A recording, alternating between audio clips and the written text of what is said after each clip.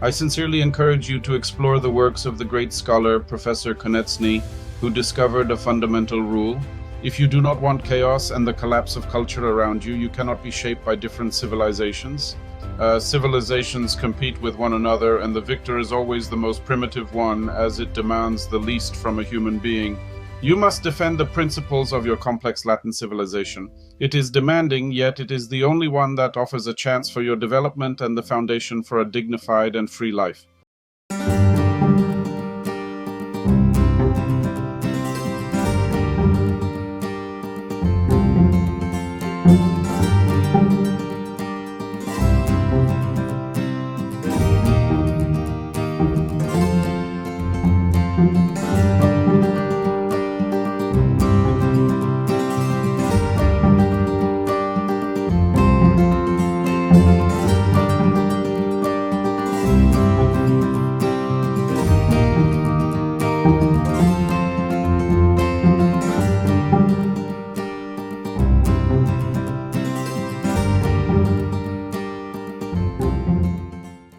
Ladies and gentlemen, imagine the year 1941. Europe is engulfed in the flames of the greatest war in history. Poland lies under German and Soviet occupation, and it is precisely then that the Polish scholar Feliks Koneczny writes one of the most important works of his life, a book about Latin civilization. Koneczny never published a single volume titled The Latin Civilization. After his death, we compiled the most essential fragments from his two major studies, The State in the Latin Civilization and The Principles of Law in the Latin Civilization, together with several shorter texts. Why did he write this in the darkest hours of our history? Because he was convinced that every crisis Europe has ever faced, and every crisis still to come, springs from one single source, the mixing of different civilizations within the same territory. Koneczny believed that the science of civilizations is the key to understanding all of universal history. More importantly, it carries profound practical significance. In his view, only a return to the pure Latin civilization can bring about the regeneration of Europe. For Poland, this is an existential question. Koneczny stated it plainly: the true independence of our nation is possible solely within the Latin civilization. Only this civilization offers us a chance for a dignified and genuinely free life. And that is precisely what we shall explore together in the next 18 minutes. Essentially, Latin civilization is a heritage based on three pillars. These are truth, law, and Christianity. We owe truth and the ability to reach it to the Greeks. We owe law and its foundation in natural law to the Romans. To Christianity, we owe reflection on our existence and purpose. According to the teachings of Professor Feliks Koneczny, civilization is a method of collective life. Competition between civilizations is the core of universal history, and law is the key method of social organization. Law stems from two sources, ethics and power, with morality being significantly older. In the original tribal system, under the lifelong authority of the patriarch, the first norms were formed. Ethics are defined by 7 coordinates: duty, selflessness, responsibility, justice, conscience, and the attitude towards time and work. Human existence is based on 5 categories, of which moral good should play a primary role. The emancipation of the family led to private property, the most important means of social improvement. Latin civilization is based on Catholic ethics, requiring law to be a seal placed upon moral postulates. True progress requires creating a surplus which stimulates development and guarantees individual independence.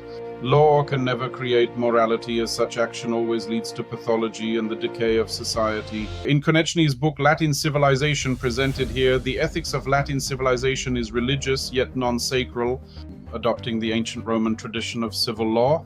Artificial autonomous ethics, from Confucianism to Nietzsche, replaced religion with human reason, leading to a dangerous individualistic cacophony in which every citizen becomes their own moral authority.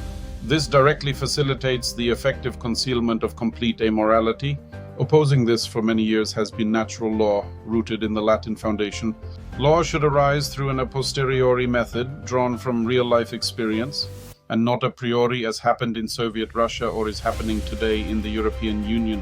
Private law, deriving directly from the ancient clan system, is far older than public law. True progress requires the emancipation of the family and the formation of a professionally diversified society. Latin civilization shaped a strict dualism of these two laws. We must decisively reject Bloomism, the cynical exploitation of legal loopholes. Law does not encompass all moral nuances, and its sanctions never act retroactively, in contrast to the independent court of conscience. Private law, deriving from the ancient clan system, is older than public law. Marriage law and issues of debts form a natural bridge between them.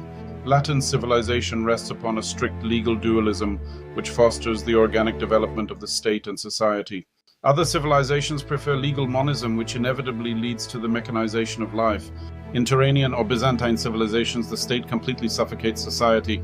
States may arise organically, as in Poland, the homeland of Professor Koneczny, or through the path of brutal banditry and conquest. The latter is the very core of Turanian culture, based on a camp military system. Turanian hordes were not peoples but warrior regiments that could survive only through constant expansion. Ancient Rome created the first great state founded upon society, yet ultimately succumbed to destructive mechanization. According to Latin tradition, the state is an administrative organization mediating between the rulers and the ruled, created for protection, not for enslavement. Latin civilization, created by the Church, relied on self-governance and strict legal dualism. Unfortunately, legalism and Byzantine influences brought about etatism, leading to absolutism and the total devouring of society by the state. Parliamentarism failed to restore the proper balance. Instead, it succumbed to bureaucracy and totalitarianism, both German and socialist. This perilous poison is destroying our civilization, dragging the entirety of Europe down to the Asian level. In a healthy Latin state, society must hold primacy, while state power must confine itself solely to ensuring security. The blind cult of strong government has invariably ended in oppression. Equally ruinous is state interference in the economy. Medieval free trade, fostered by self-governing bodies, cultivated personalism, responsibility, and ethics. Socialism is a pernicious illusion that undermines natural social processes.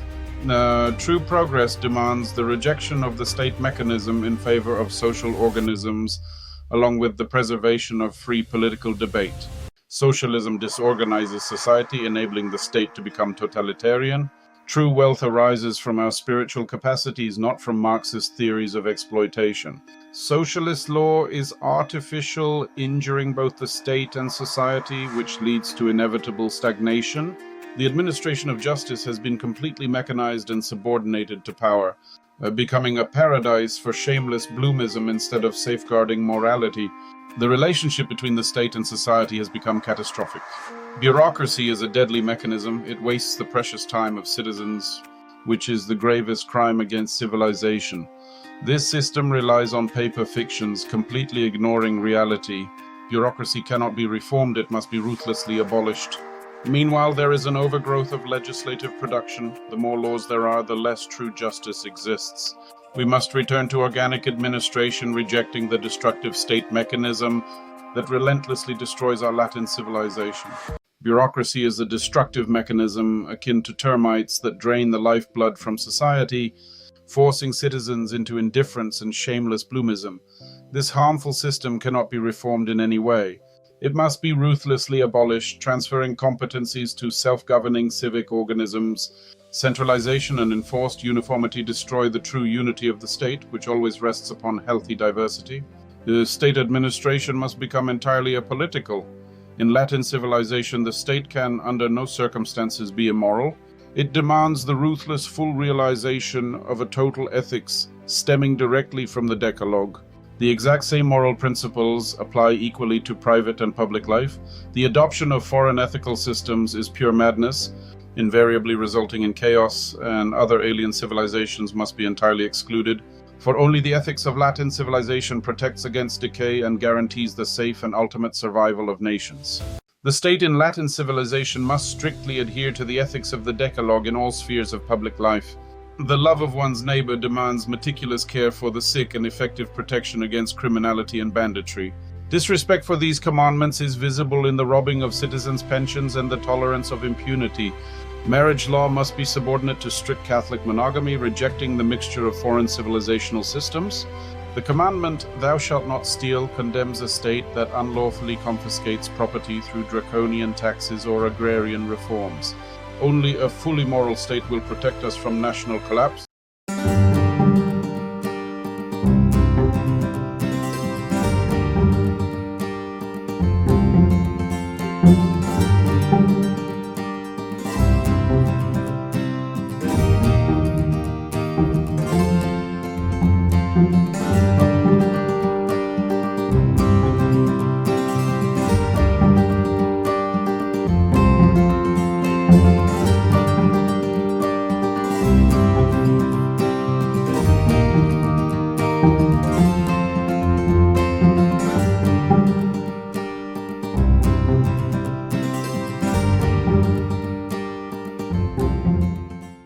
The commandment, "Thou shalt not steal," condemns a state that robs its citizens through draconian taxes, currency devaluation, and harmful agrarian reforms. The true prosperity of society, not fiscal coercion, constitutes the only solid foundation of the state treasury.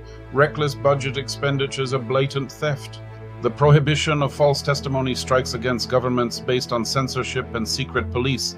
The cult of truth is the exclusive hallmark of Latin civilization, conditioning the development of personalism. The commandments against coveting warn against destructive envy fueled by erroneous state structures. The repair of private life requires first and foremost the improvement of public morality. Historical errors in the love of one's neighbor, such as mercantilism or physiocracy, conclusively prove that good intentions are not enough without solid knowledge. Imposing artificial equality, mindless class struggle, or the false glorification of poverty are modern utopias destructive to society. True progress lies in the just acceptance of natural inequalities. The Latin state must strictly observe the ethics of the Decalogue in its total daily public action. Class struggle is an artificial myth because professional groups complement each other. Just as important as distribution is the production of goods. A totalitarian state attacks society, and religions are not equal because only Catholicism requires ethics in public life. And religions are not equal because only Catholicism requires ethics in public life. The conflict between the city and the countryside is a false political concept. As historically Polish cities were wealthy, capitalism is merely a financial method, not an evil social system. True self-governance must be both professional and territorial. It is necessary to create professional organizations of farmers, craftsmen, and intelligentsia free from the state.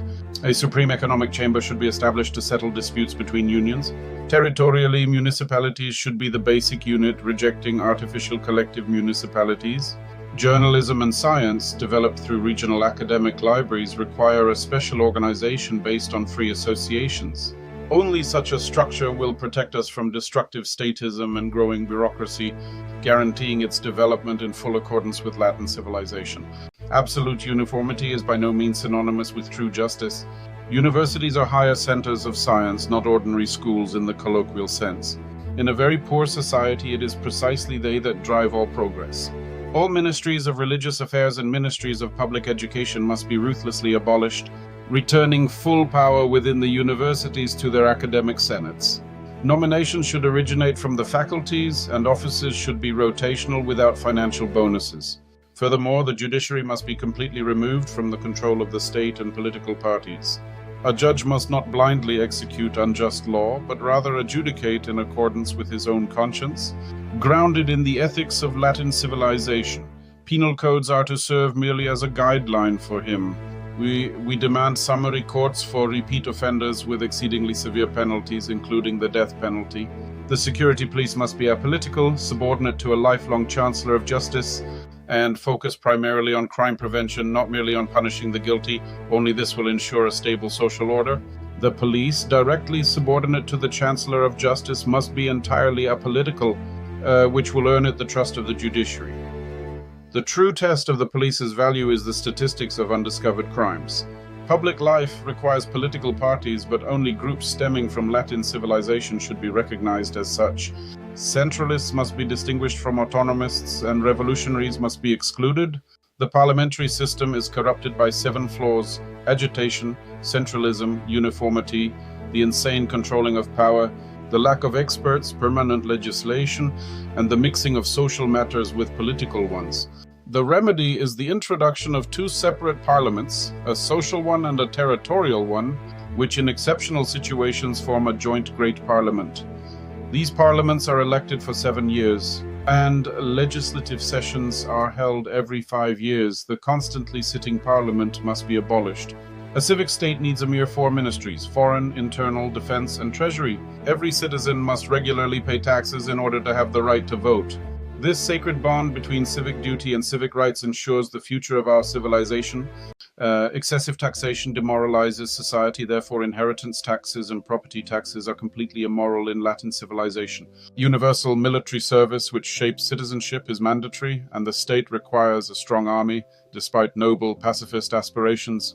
In a civic state, a mere 4 ministries function: the treasury controlling budgets and transport, defense, foreign affairs, closely linked to trade and internal affairs. The latter creates an apolitical executive and abolishes mandatory passports and lifts the ban on bearing arms. The head of state, elected by the Great Parliament for 9 years, can be either a president or a king. The core of universal history is the matter of civilizations. In Europe, 4 coexist: Latin, Byzantine, Jewish, and Turanian. Their synthesis does not exist. Their mixing always leads to collapse and moral chaos. A nation can belong to only one civilization. Law stems from ethics, which is much older. Law imposed by force is an evil dressed in legal robes. True law's sole purpose is to defend freedom, not to restrict it. The concept of humanity is an empty abstraction. Bureaucracy kills civic initiative, whereas social self-help yields excellent fruits. A nation is formed evolutionarily within the framework of Latin civilization as an association for spiritual purposes. A state can exist without a nation, but not vice versa. It is merely a shield. The slogan of holy national egoism is false. It leads to totalitarianism and the decay of morality. True patriotism never exempts anyone from ethics in public life. The inductive method is the only proper approach in historical research, in stark contrast to the erroneous speculative meditation. The Church played a crucial role in the formation of statehood, formulating 4 immutable postulates: lifelong monogamy, the abolition of slavery, the elimination of blood feuds, and complete independence from secular authority. The transfer of judicial power to the ruler ended lawlessness and created enduring statehood. Monogamy ensured equal rights for women, and the abolition of slavery elevated physical labor, thereby initiating the development of technology. Latin civilization is founded upon personalism, a posteriorism, legal dualism, and monistic ethics. The state must be a living organism, not an artificial mechanism. Catholic universalism does not imply coercive subjugation, but rather unity and diversity. The national idea, sanctified by St. Joan of Arc, ultimately defeated dynastic politics. In Professor Koneczny's homeland, the Church effectively destroyed the clan commune, introduced self-governance, and defended state unity. It crystallized Polish national consciousness, always grounding it in the demands of Catholic ethics and the mission of the Christian spirit in politics. I sincerely encourage you to explore the works of the great scholar Professor Koneczny, who discovered a fundamental rule. If you do not want chaos and the collapse of culture around you, you cannot be shaped by different civilizations. Civilizations compete with one another, and the victor is always the most primitive one, as it demands the least from a human being. You must defend the principles of your complex Latin civilization. It is demanding, yet it is the only one that offers a chance for your development and the foundation for a dignified and free life.